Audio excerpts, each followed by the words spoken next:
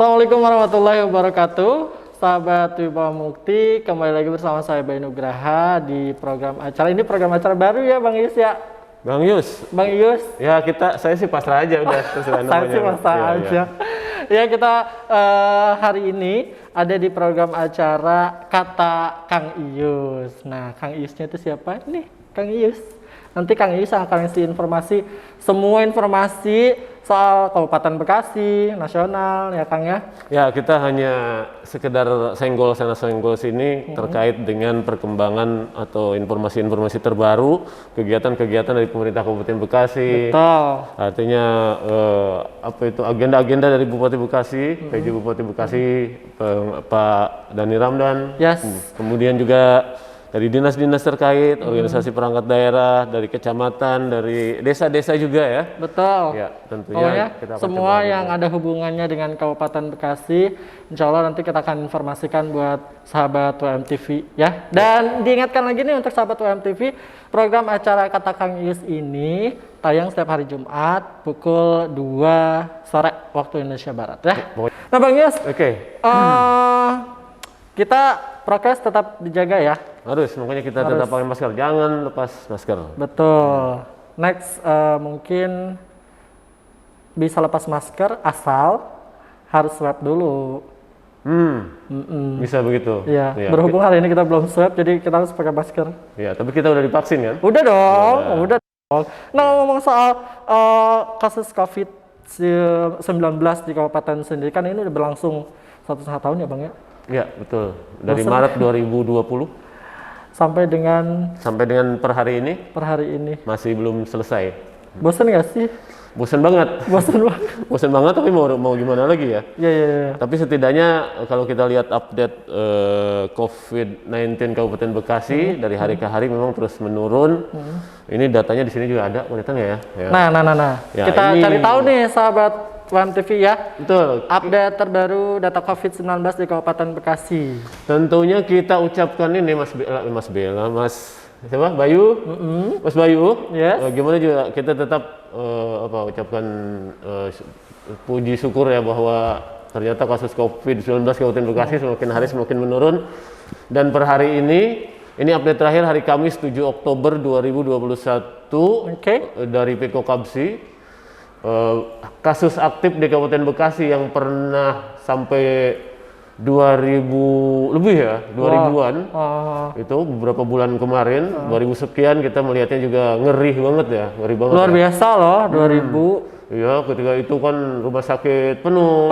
Tempat-tempat karantina atau tempat-tempat penuh juga, bahkan sampai bikin tempat-tempat darurat ya Bang ya. Betul, termasuk di tenda-tenda, di RSUD juga pasang tenda darurat dan segala macamnya itu. Ya, kita alhamdulillah per hari ini ternyata kasus aktif di Kabupaten Bekasi tersisa hanya 117 kasus Luar biasa. aktif kan. Dari 2000-an saat ini tersisa tinggal 117. Betul, kalau 200 saja itu 10%, ini berarti cuma berapa? 0,23% ya. Ya, angka 117 ini gabungan antara mereka yang masih dirawat di rumah sakit dengan yang hanya menjalani isolasi mandiri atau isolasi terpusat.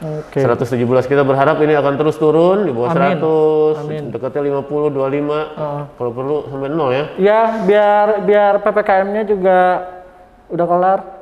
Iya benar. Level-levelnya itu loh. Itu sekarang kita lagi level apa sih, Kang? Ini level terbaik ini. Level terbaik. Ya, level 3 ya masalahnya. Level 3. Iya, kalau salah level 3. Iya. Ya, dan katanya nanti level itu akan berubah kalau misalnya vaksinasi sudah mencapai 70%. Nah, tapi kembali ke data ini, memang kalau kasus terkonfirmasi secara keseluruhan ini kan sudah 51.176 kasus terkonfirmasi. Iya, ini artinya mereka yang sembuh juga sudah masuk di sini, yang meninggal dunia juga sudah diakumulatif ya. Kumulatif. Nah, buat yang sembuh sendiri, Kang Yus, data terakhir ada berapa? Data terakhir ya, Mas Bayu lihat yang dekat banget ke sini. Oh iya benar. Saya yang dekat sembuh kenapa itu, nanya ke Kang Yus? yang pasti tingkat kesembuhan itu 98,72%. Nah, 98,72% kan udah hampir ini bagus banget lah. Bagus gitu lah kan. ya, 2% lagi 100%. Iya, total yang sembuh itu 50.600 Oke. Dari 51.176 terkonfirmasi, 50.520-nya sudah sembuh. Kemudian kasus meninggal dunianya 539. Angkanya semakin melambat ini dan untuk kasus aktif atau yang masih dalam perawatan sekarang jumlahnya 117 orang. Oke. Nah itu ya, kita berharap ini meskipun kasus terus turun, Mas Bayu, seperti disampaikan kemarin Pak PJ Bupati, Bapak Haji Dr. Dhani Ramdan yang menyebutkan bahwa mengingatkan kembali jangan lepas masker. Betul. Karena sekarang ini begitu kasus begitu turun drastis, masyarakat seperti euforia kan? Betul. Kayak lebih ke udah mulai turun nih. Betul. Gitu. Kayaknya udahan nih. Berarti udah kali lepas masker. Gitu. Padahal sebenarnya enggak ya. Kelihatannya banyak pihak yang merasa khawatir melihat euforia sekarang. Ya termasuk Pak Bupati, termasuk juga jajaran TNI Polri-nya juga pastinya ingin mengingatkan kepada masyarakat hati-hati jangan sampai muncul kembali klaster baru gitu kan, karena memang banyak kejadian kan di negara-negara lain lupa karena merasa wah ini udahan nih. Covid-nya udah turun, lepas masker, nggak taunya naik lagi. Nggak taunya berapa bulan kemudian naik lagi. Ya itu yang kita pengen jangan sampai terjadi lah gitu kan. Lagian kalau dipikir-pikir kita tetap terapkan prokes kan nggak rugi. Nggak ada salahnya lah ya. Juga ini hal yang baik yang kita lakukan tuh hal yang baik. Ya. Karena memang berbicara tentang pakai masker kan tidak hanya untuk menangkal virus COVID, banyak manfaatnya kan. Banyak. Misalnya meminimalisir supaya masuknya debu gitu kan. Terus juga ya terutama untuk para pengendara roda 2 ya, sepeda motor kayak gitu kan. Jadi bisa menyaring debu juga. Terus juga banyak juga sih manfaat-manfaat. Banyak, apalagi kalau kita bisa makan jengkol. Nah, itu kan. Misalnya buru-buru berangkat kerja, terusnya kita kesiangan nggak sempat sikat gigi. Nggak sempat sikat gigi. Kalau pakai masker kita tetap pede kan? Ya benar. Cuma ya itu nikmatin baunya sendiri.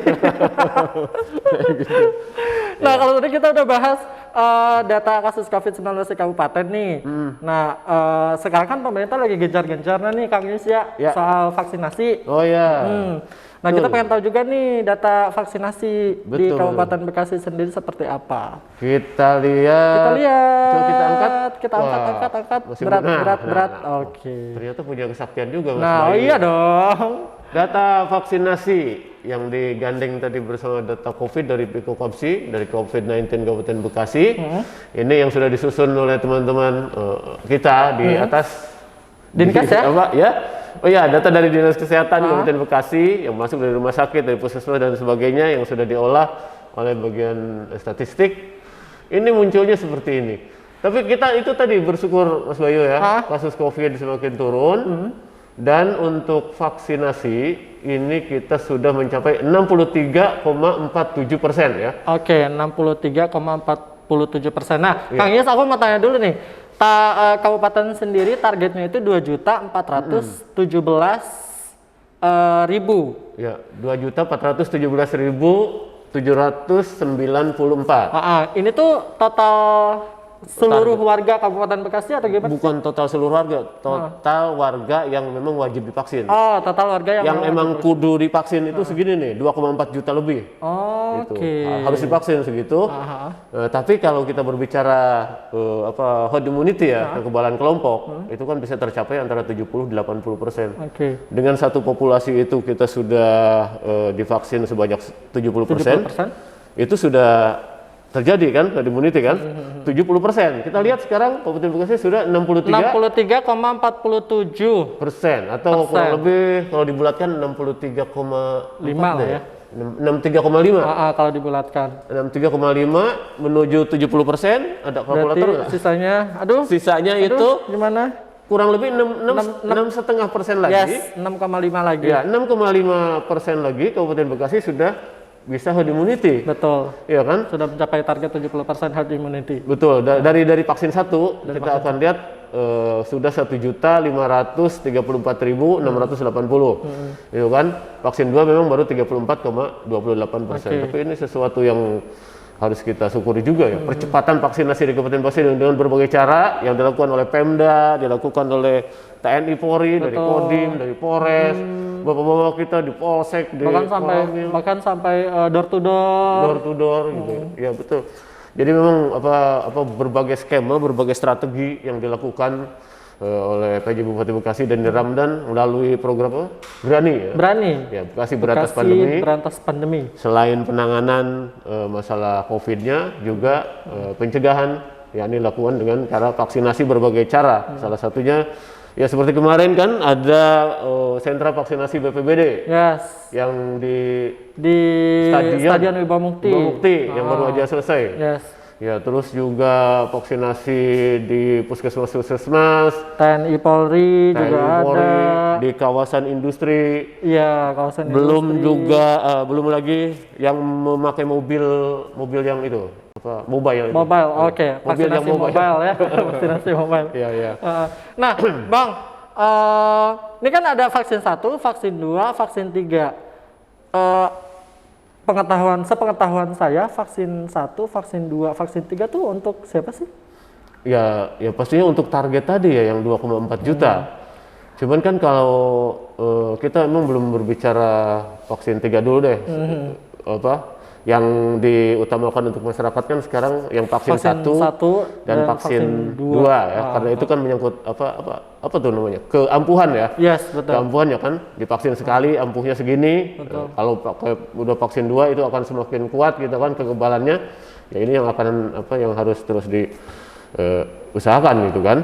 Nah, ini kan ada kira-kira 6,5% lagi warga yang belum divaksin ya. Kira-kira ada 6,5% lagi warga yang belum divaksin. Nggak menutup kemungkinan masih ada warga yang berpikiran ngapain divaksin.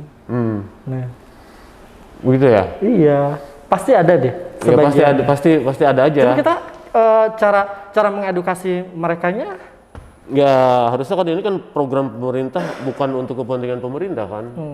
Jadi ini kan untuk kepentingan bersama. Pastinya kan bagaimana pemerintah pusat maupun daerah mencoba melindungi warganya dari ancaman COVID-19 dengan cara vaksinasi gitu kan. Betul.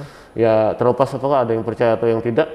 Kalau kemarin-kemarin sih memang banyak juga sih. Banyak kan? Yang mengaitkan dengan teori konspirasi itu kan heboh kan. Ya, awalnya itu banyak yang udah nggak percaya atau ketakutan gitu kan, tapi ternyata semakin kesini antusias masyarakat juga semakin bagus kayaknya. Bukan sampai ada bercandaan, jangan divaksin, kalau divaksin nanti jadi zombie apa. Nah, itu sekarang udah dari mana lagi teorinya ya. Apalagi setelah sekarang ada syarat misalnya masuk mall itu harus menunjukkan pernah divaksin atau sudah divaksin kan. Ini juga ternyata mengangkat animo masyarakat ya, antusiasme terutama kaum ibu-ibu yang biasa datang ke mall. Betul. Itu kan mau nggak mau, sebenarnya bukan mau nggak mau ya, sebenarnya harus mau. Toh karena ini buat kebaikan diri sendiri juga kan. Iya betul. Daripada nggak bisa belanja. Kemarin juga banyak tuh ibu-ibu nanya saya. Yang lokasi vaksin sebelah mana ya? Lu mau apa, Bu? Belum divaksin. Kalau kemarin ada yang vaksin malah ngumpet kan? Iya, sekarang giliran ke mall harus divaksin dulu baru heboh. Nah, mungkin mereka juga melihat karena memang ternyata efek negatif atau dampak yang awalnya ditakutkan dari vaksin ini tidak terbukti kan? Betul. Ya, mungkin makanya mereka lebih semangat. Makanya itu dia kenapa kita harus menyaring informasi apa yang kita dapat. Karena nggak semuanya benar. Oke, Kang Ius kita tahan dulu ya. Nanti kita balik lagi setelah pariwara yang berikut ini. Tetap di Kang Ius.